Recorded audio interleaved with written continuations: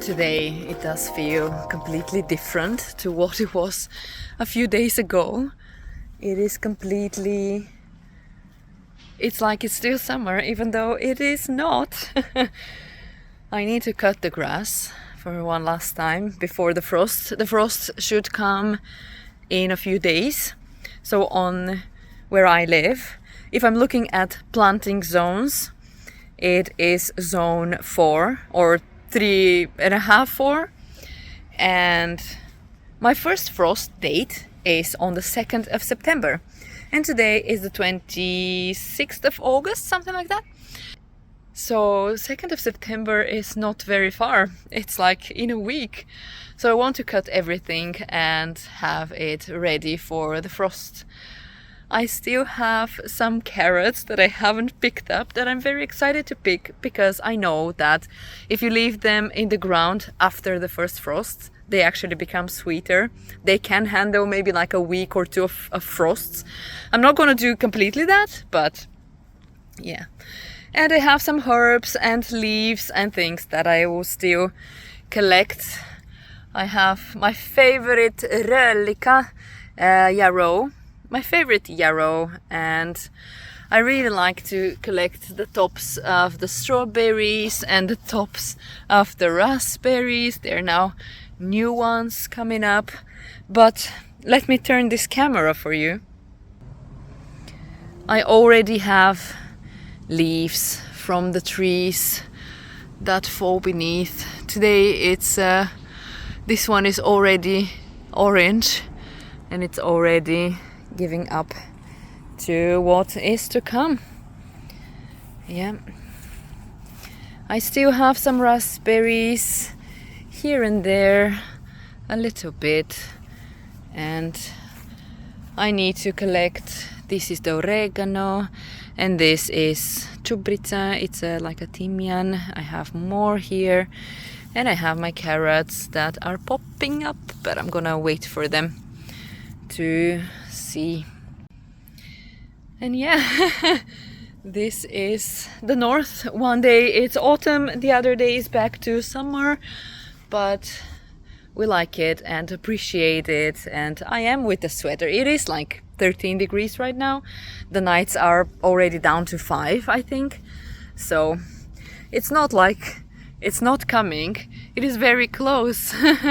I can probably collect like a handful of leaves, but yeah, we'll still enjoy the last days of summer and the last... Oh, there's a car. Still enjoy the last days of summer, the last days of warmth-ish. And we'll embrace the winter and the autumn when it actually fully comes.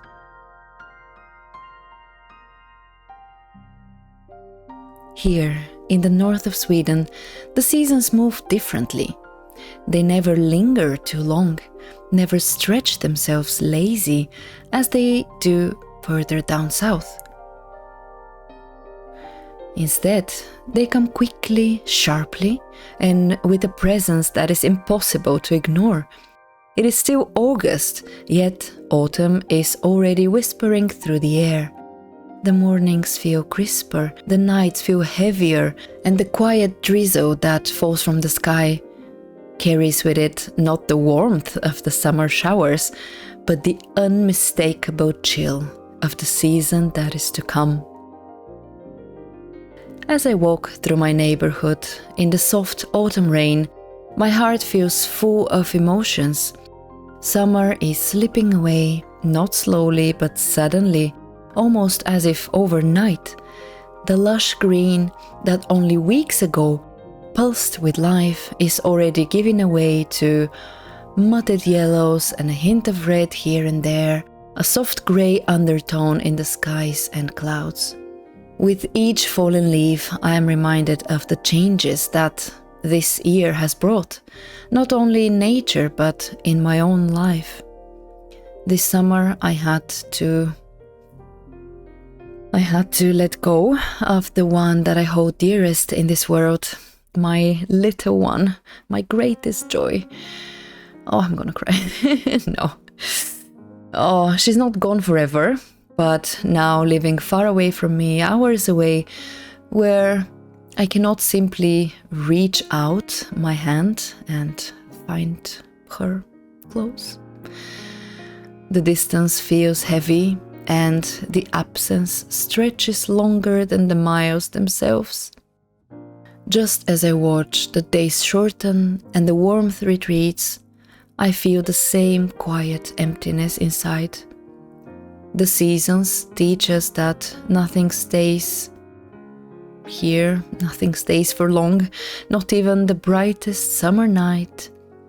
So, letting go is part of the cycle, yet it tears at the heart in a way no words can fully hold. The silence after such a loss echoes even louder when mirrored by the silence of the fading summer.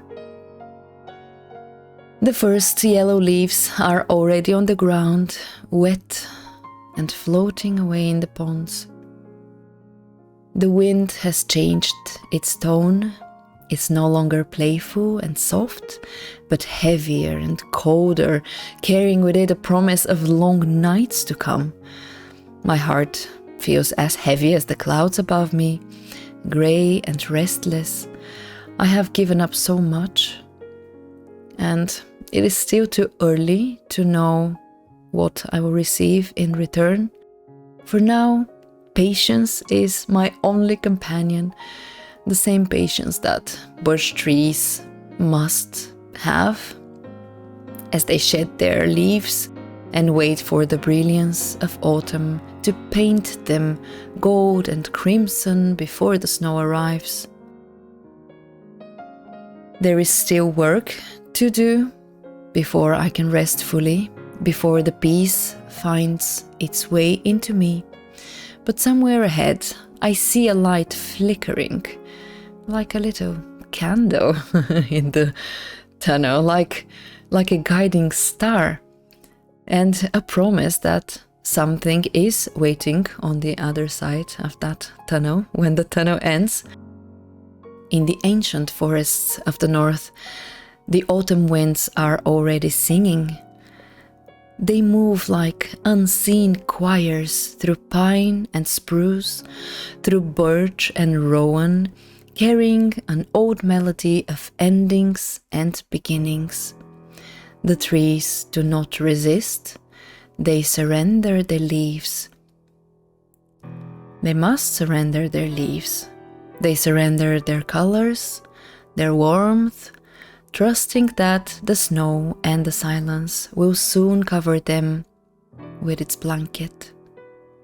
They know that what is coming, frost that will bite, and snow that will bury, and a long winter that demands stillness.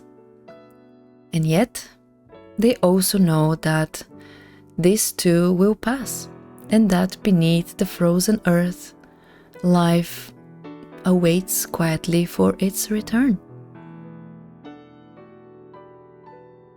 And perhaps the forest is wiser than I am. It accepts the loss without bitterness, the change without fear. It bends under the weight of snow, yet it does not break.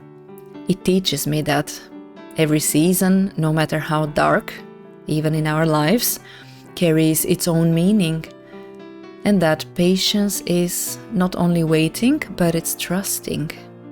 When I think of my own losses, the ache grows heavy in my chest.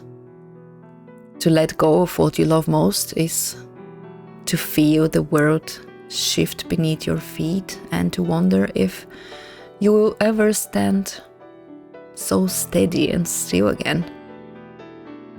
Because in every ending, there hides the seeds of a beginning. What we lose is never gone without trace. It changes us It reshapes us.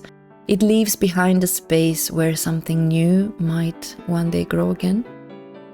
And though the present feels like a shadowed forest, through the winds cut cold and the nights stretch long, I know that light awaits somewhere ahead. And it may not arrive in the form that I expect.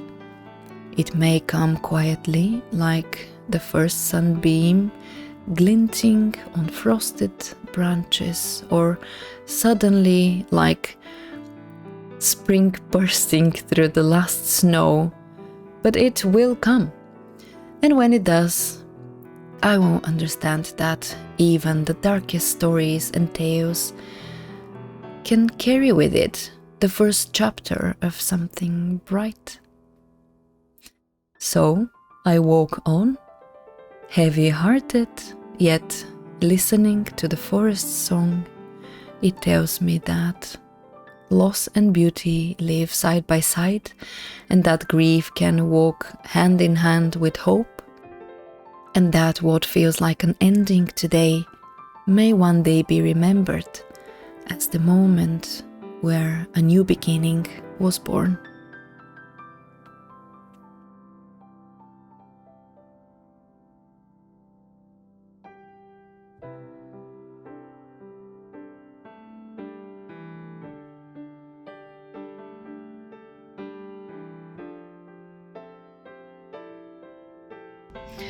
So from the north, from my heavy heart, I wish you all the best, and I will see you in the next one.